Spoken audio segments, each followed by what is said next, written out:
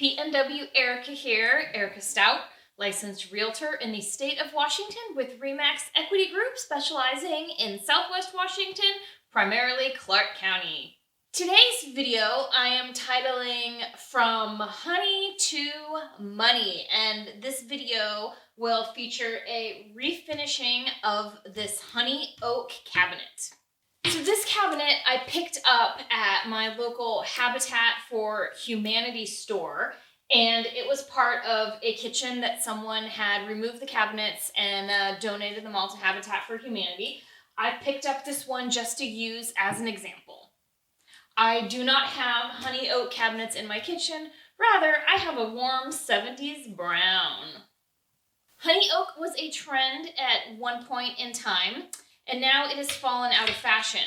However, I will say that if you like honey oak, you do you. They can start to look a little bit tired, especially if you have an outdated countertop, like perhaps a dark color granite or maybe even a tiled countertop. I've also seen where people paint them over with a white or a gray or some other color in an attempt to be on trend. But what if I told you and showed you a way to turn your warm honey oak cabinets into a lighter, brighter aesthetic? People often paint their cabinets white because they want to bring in a sense of lightness, of airiness into an otherwise sort of darker kitchen. But here's a new trend that I'm seeing and I absolutely adore as an alternative to painting your cabinets white. I love so many things about this kitchen. Obviously the blonde wood cabinets, and here they're also paired with some white cabinets. The appliances are stainless, the countertops look like they're quartz, and then they have brass light fixtures and then brass chair legs. So this is an alternative to doing an all white kitchen. So there's a few white accents. Some of the cabinets in the back are white, but then you have this beautiful, beautiful blonde wood. And this picture was what motivated me to make this video, because I thought, you know, there's a lot of people out there that have these honey oak cabinets, and what if I could help people transform them into beautiful blonde wood? Here is another kitchen that is a combination of blonde wood and white cabinets. This one has all white on the top and blonde wood on the bottom. So the all white on top really helps to open up the space and makes it seem even a little bit bigger than it already is. But it's not a bland, you know, all white kitchen. We have some natural textures, natural tones. And if you've been watching some of my other videos, you know that I'm really big on that as an upcoming trend. There's black hardware in this kitchen, so that's kind of nice. It gives it more of like a farmhouse look, in addition to the way that the cabinets are designed as well. It looks a little bit more sort of farmhouse style here. Next is a lovely kitchen, living room, dining area combination. So this one shows how it works in a smaller space. So the cabinets are all blonde wood, the backsplash is kind of like a creamy tile, and a lot of the tones in this picture are very creamy. You know, the flooring looks a little bit creamy, the walls are a little bit off-white. So it looks warm, it looks light, it looks bright and airy, but it still has natural wood. I think sometimes a lot of people, when they think of wood, they think automatically like dark brown. But these images show that wood can be bright, it can be airy, it can be light and beautiful.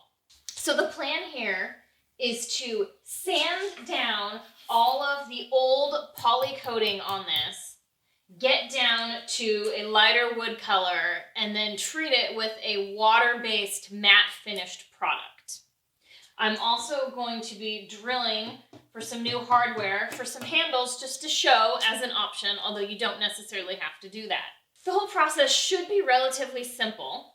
I did select a cabinet that had the flat front doors. Some of the honey oaks have the cutouts or the scalloping in them, and it's just going to be more work to get off all of the original finishing product, but not impossible. But for the sake of simplicity for this video, I chose a flat front cabinet.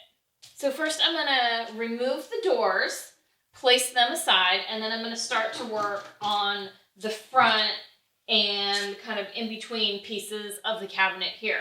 So this here is veneer. The doors are solid, but this is veneer. So I have to be really super careful when I sand it down because there's only so much that I can go through. To kind of get a little bit of a preview here, you can see the top of the cabinet here was covered with some piece of trim and it hadn't yellowed as much as the piece underneath. So I'm going to be taking it down to a color that's more similar to this, but I'm hoping that it'll be even lighter.